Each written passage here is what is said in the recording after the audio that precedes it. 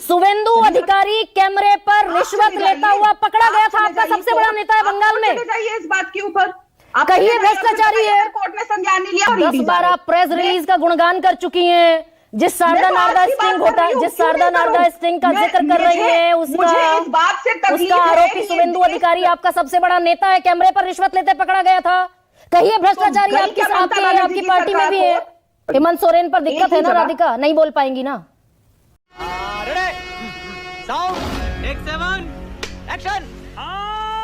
कह रहा है कि ममता बनर्जी कोयला तस्करी के पैसे से चुनाव लड़ती है। गोवा में कोयला तस्करी का पैसा ममता बनर्जी ने इस्तेमाल किया। क्या आपने ईडी की प्रेस रिलीज पढ़ी है? नहीं पढ़ी? बिल्कुल पढ़िए। क्या लिखा है उसमें? उसमें साफ तौर से ईडी ने लिखा है ये कोई पॉलिटिकल रेड नहीं है। ये जिसके ऊपर रेड हो रही है ये कोई आज का तो केस है नहीं। आप भी जानती है कब से चल रहा है इलीगल माइनिंग, मनी लॉन्ड्रिंग और हर चीज का सबूत अवैध कोयला खनन, मनी लॉन्ड्रिंग का केस चल रहा है ईडी के पास। आईसीआईआर है, एफआईआर है, ट्रेल है, पैसा है। और आप जिस शुरुआत में बात कर रही थी कि दायां बायां हाथ है, अभिषेक बैनर्जी सिर्फ दाएं बाएं हाथ, नाक कान पैर नहीं है, वो उनके भतीजे भी हैं, सगे भतीजे भी हैं। साथ में उनकी डॉटर इन लॉ की भी इंक्वायरी हो चुकी है और ये केस कंटिन्यूअस चल रहा है। दरअसल यही तो राधिका, यही तो मैं आपसे सवाल पूछने वाली हूँ कि भाई 2021 का बंगाल का विधानसभा चुनाव आया, मामला तो दरअसल ये 6 साल पुराना है। सही पकड़े हैं। 21 का बंगाल का चुनाव आया तब खूब शोर मचा कि कोयला सिंडिकेट का पैसा है टीएमसी के पास। अब जब 26 का चुनाव आया तो ये मामला, ये बोतल से जुन फिर बाहर निकल गया। भाई 4 साल ईडी के अधिकारी कान में तेल डालकर सो रहे थे क्या? ये तो कंटिन्यूस चल रहा है। अगर आपको लग रहा है कि सब तेल डाल के सो रहे थे, मुझे लगता है कहीं आप तेल डाल के ना सो रहे हो। रिसर्च करिए अच्छे से। ये कंटिन्यूस चल रहा है, इस पे कार्रवाई चलती आ रही है। कोई नहीं सोता है। देश की संवैधानिक संस्थाओं के लिए इस तरह की टिप्पणी करने से सबको बचना चाहिए। अरे भाई पूरा 22 गुजर गया ना। संवैधानिक संस्थाएं सवालों से परे नहीं हो सकती राधिका। नहीं, मैं आपके सामने फैक्ट रख देती हूँ ना। रुकिए, फैक्ट रखती हूँ। क्यों नहीं हो? अगर 22 गुजर गया, 23 गुजर गया, 24 गुजर गया, पूरा 25 गुजर गया। 4 साल बाद ये रेड तो इज अ प्राइमरी स्टेप ना। तो अच्छा, इमोशनल डैमेज। मुझे एक बात बताइए, अगर किसी के यहाँ पे रेड हो रही है, क्या ममता बनर्जी का इस तरीके से वहां जाना, एक फाइल को, आपने वो वीडियो देखा था, वो गाड़ी से उतरती है, लेफ्ट राइट भागती है, फिर कोई उनको कहता है इधर जाइए उधर जाइए। एक औरत इस तरीके से भाग रही है एक आईपैक कंपनी के ऑफिस पे। ईडी साफ तौर पे ये कह चुकी है, फिर बोल रही हूं मैं, उनकी प्रेस रिलीज में है, इसका कुछ भी ममता बनर्जी या उनकी पार्टी से लेना देना नहीं है। मतलब ईडी इतनी मासूम है। आप प्रेस रिलीज को भाई गीता मान लू, मैं रामायण मान लू, रामचरितमानस मान लू, प्रेस रिलीज को तो मतलब ईडी इतनी मासूम है। राधिका जवाब दीजिए, सवालों से मत भागिए। मैं दे रही हूँ। ईडी इतनी मासूम है कि ईडी को नहीं पता कि यही फर्म जिस पर छापेमारी हो रही है, ये सारा चुनावी मैनेजमेंट टीएमसी का करती है। तो ऐसे तो नहीं होता है।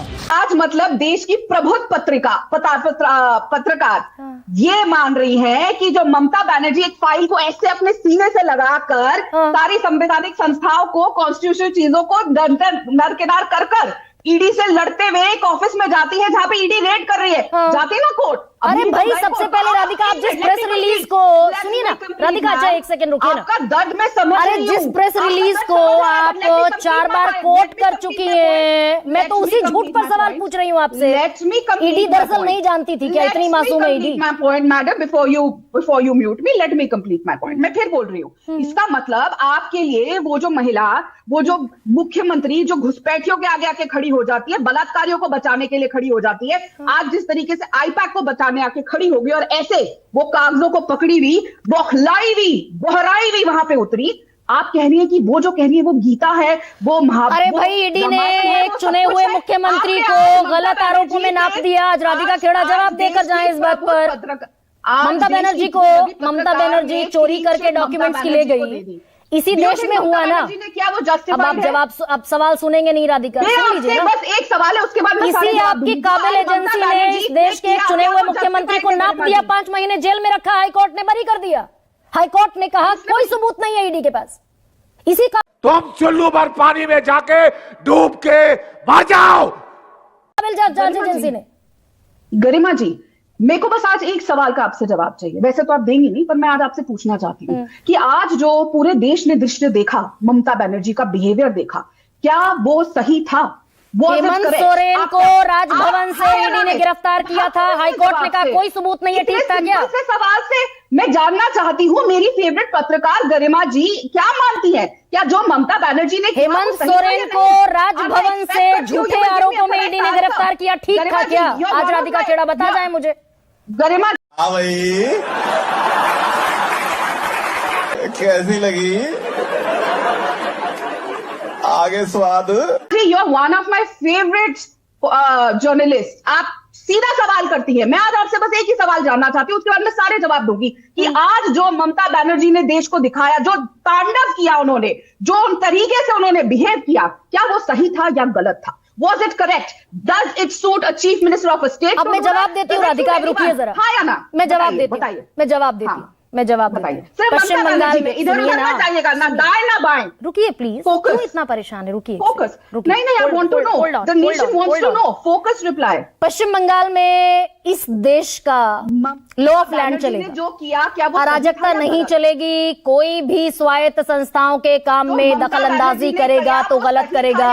सुन लीजिए, गलत किया है। देती है क्या ममता ने जो किया वो सही था या गलत था? ये बता दीजिए। गलत था। तो फिर अब मुझे बताइए, चुने हुए मुख्यमंत्री हेमंत सोरेन को राजभवन से अरेस्ट किया गया, अवैध जमीन अधिग्रहण का मसला, हाईकोर्ट ने तमाचा लगाया एनफोर्समेंट डायरेक्टरेट के मुंह पर, कोई साक्ष्य नहीं है। ईडी ने गलत किया था, सही किया था? तुम्हें शर्म है? कुछ शर्म आया है? शारदा नारदा घोटाला, कोयला तस्करी, हवाला नेटवर्क, आई पैक के दस्तर से दस्तावेज उठाए जा रहे थे, चेकिंग हो रही थी, 10 जगहों पे रेड पड़ी। हेमंत सोरेन पर दिक्कत है ना राधिका, नहीं बोल पाएंगी ना? क्यों नहीं बोल पाऊंगी? गलत किया था ईडी ने, सही किया था? जहां पे भाई पहली बात तो मैं ईडी की प्रवक्ता नहीं हूँ, मैं ये फंस गया यहाँ पे उस बात पे सवाल उठा रही हूँ, ईडी क्या करती है, वो कोर्ट जाती है, कोर्ट उसको क्या कहती है, वो कोर्ट जाने और 10-12 प्रेस रिलीज का गुणगान कर चुकी हैं, जिस शारदा नारदा स्टिंग का जिक्र कर रही है, उसका आरोपी शुभेंदु अधिकारी आपका सबसे बड़ा नेता है, कैमरे पर रिश्वत लेते पकड़ा गया था। कहिए भ्रष्टाचारी आपकी पार्टी में भी है क्या? ममता बनर्जी कोर्ट गई? शुभेंदु अधिकारी कैमरे पर रिश्वत लेता हुआ पकड़ा गया था, आपका सबसे बड़ा नेता है बंगाल में। जाइए इस बात के ऊपर, कहिए भ्रष्टाचारी है। कोर्ट ने संज्ञान नहीं लिया, ईडी तो देखिए कोर्ट गई, ईडी ने ये भी बता दिया, नोटिस भी सर्व किया गया, ऐसे तो है नहीं कि कैसे रेड हो गई। ओके, ठीक है। मैं बस इतना जानना चाहती हूँ, हर चीज मैं मानती हूँ। पहली बात तो मैं चलिए, अब Radhika Khera, let me proceed. Radhika, it's 23, let me proceed. आवाज कम कर दीजिए, उनके ऊपर रेप के केस लगाते हैं। ठीक है राधिका, ठीक है, ओके फाइन। आपने मुझसे बहुत प्यार से एक सवाल पूछा, मैंने बहुत प्यार से आपको जवाब दिया। It should not be happen at all what happened in Bengal today. वो सही नहीं था। मैंने आपसे जवाब पूछा, जो झारखंड में ईडी ने किया था, सही किया था, गलत किया था? राधिका खेड़ा जवाब नहीं। अगर राधिका खेड़ा ने शारदा नारदा स्टिंग का जिक्र किया, उस स्टिंग ऑपरेशन में आज की तारीख में बीजेपी का बंगाल का सबसे बड़ा नेता शुभेंदु अधिकारी कैमरे पर रिश्वत लेता पकड़ा गया था। वो भ्रष्टाचारी आपका सबसे बड़ा नेता है। खैर, एक सेकंड,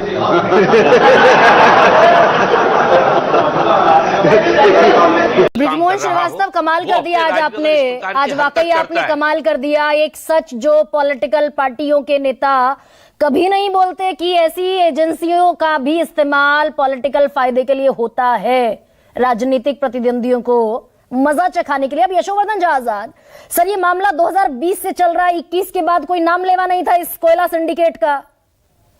आईपैक के दफ्तर पर छापेमारी, ईडी कह रही है कोई पॉलिटिकल कनेक्शन नहीं है, तो ईडी इतनी मासूम है, नहीं जानती कि यही फर्म टीएमसी का सारा चुनावी कैंपेन संभालती। ये गर्दन पकड़ने की कोशिश है क्या?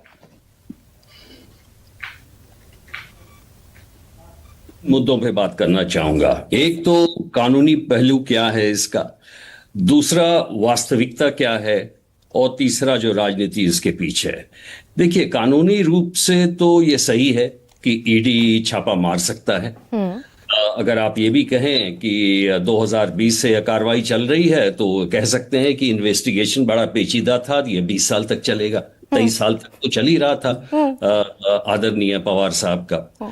और यही नहीं, अभी और सुनिए। उसी तरह दूसरी बात यह है कि जो आईपैक एजेंसी है, जितनी भी पॉलिटिकल कंसल्टेंसी ऑर्गेनाइजेशंस होती हैं, उनको ये भी केयरफुल रहना चाहिए कि वो पैसा कहाँ से लेते हैं, क्या ये पॉलिटिकल पार्टी के ऑफिस से आता है या किसी और तरीके से आता है। तो अगर आप इसका कानूनी रूप देखें तो ये सही है कि ईडी को हक है। अब ये बात दूसरी है कि जो यथार्थ ये है कि कहीं भी कोल स्मगलिंग का केस किसी भी स्टेट में आता है तो खनन जो होता है, अगर आपको 1.5 स्क्वायर किलोमीटर दिया गया है तो वो 3 स्क्वायर किलोमीटर में करते हैं, और 3 स्क्वायर किलोमीटर में करने के लिए वो सारे लोगों को खुश रखते हैं, पैसे देते हैं। तो अगर यही कार्रवाई की जाए सारे स्टेट में तो सारे स्टेट की जो राजनीतिक पार्टियां हैं वो पकड़ा जाएंगी। नंबर 2। नंबर 3, राजनीति क्या है? जब तक ईडी आपके किसी के एग्जीक्यूटिव कंट्रोल में है तो ये वाकया होता रहेगा, चाहे वो सीबीआई हो, चाहे वो ईडी हो, चाहे वो एसीबी हो स्टेट में, चाहे वो ईओडब्ल्यू हो ब्रजमोहन जी महाराष्ट्र में या किसी स्टेट में। एग्जैक्टली। तो अब हमारे यहाँ ऐसा ही होता है। सवाल ये आता है, जो कानूनी पहलू में ये बात तो सही है कि ममता जी को वहां पे नहीं जाना चाहिए था, ये सही है, आई एग्री, क्योंकि इससे पुराने आईपीसी में 353 की कार्रवाई हो सकती है। लेकिन बात ये भी है कि जब एक पॉलिटिकल पार्टी के दफ्तर में वर्चुअली आप छापा मार रहे हैं तो क्या आप कैसे उसको कैटेगराइज करेंगे कि ये स्मगलिंग से रिलेटेड इंक्रिमिनेटिंग एविडेंस है और ये पार्टी से रिलेटेड है?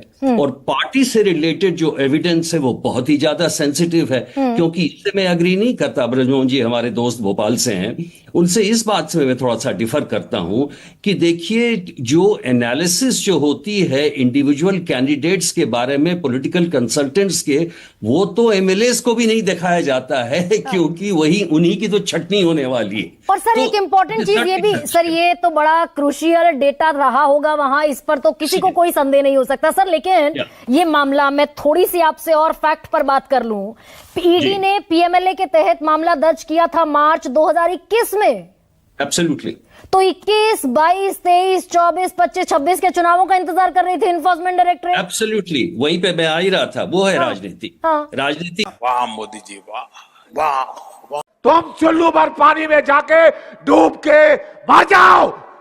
ये है कि सिर्फ ऑपोजिशन स्टेट्स में होगा और भी होगा सारे स्टेट्स में जो उस खेल, और अगर दूसरी पार्टी रहेगी तो वो भी यही करेगी। इसलिए मैं कह रहा हूं कि जब तक आपकी ईडी संस्था, चाहे आप उसको लोकपाल के अंडर डाल दीजिए, सीबीआई को लोकपाल के अंडर डालिए, और लोकपाल में कोई जज आने की आवश्यकता नहीं है, एक विशिष्ट आदमी कोई गोपाल गांधी की तरह हो या कोई ऐसा व्यक्ति हो जो उसके अंदर आप डालिए। सर ये कोई एक इकलौता, सर ये कोई इकलौता सेग्रीगेटेड मसला थोड़ी है भाई। पांच सर छत्तीसगढ़ विधानसभा चुनावों से पहले 3 दिन पहले एक आदमी को पकड़ा इन्फोर्समेंट डायरेक्टरेट ने कि 508 करोड़ रुपए भूपेश बघेल को देकर आया है ये आदमी, और 5 करोड़ 39 लाख रुपए इसकी गाड़ी से मिले हैं।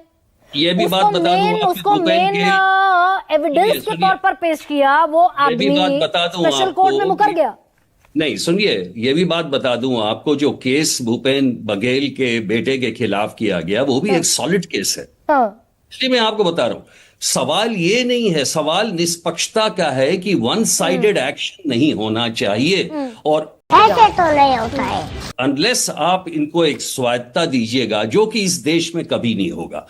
इस देश में जो भ्रष्टाचार के खिलाफ लड़ाई है वो बराबर एक पक्षीय होगी, जिस तरह के हम कानून बनाते हैं और जिस तरह की हमारी राजनीति है। हमारी राजनीति 100 साल सर पीछे मैं बस आखिरी सवाल आपसे ये पूछ रही हूँ सर, ये ईडी जो हमारी, मैं बार बार इसको काबिल संस्था कह रही हूँ, इतनी मासूम थी कि उसको नहीं पता आईपैक का दफ्तर पॉलिटिकल पार्टी का ही एक तरीके से दफ्तर है। बिल्कुल सही है, इसलिए तो मैं कह रहा हूं कि डायरेक्शंस पे किया गया है। ये जो ट्रैप है ये डायरेक्शंस पे किया गया है, क्योंकि आप किसी एजेंसी पर छापा मारने, अगर आपको मनी ट्रेल मिला है आप उनको बुलाइए, और 5 साल के बाद सीजर में आपको वैसे भी क्या मिलेगा अगर वो मनी ट्रेल पहले का है। तो ये तो इन्वेस्टिगेशन की चीजें हैं। जब आपको डायरेक्शन मिलता है, अगर आपके पास अथॉरिटी नहीं है, अगर आपके पास अथॉरिटी नहीं है और आपके पास, ठीक है संजीव झा, हैंडल करने का कैपेसिटी नहीं है, तो आपको चेंज करना। Sanjeev Jha, Mamata, you are right bro. खत्म, bye bye, tata, goodbye, गया।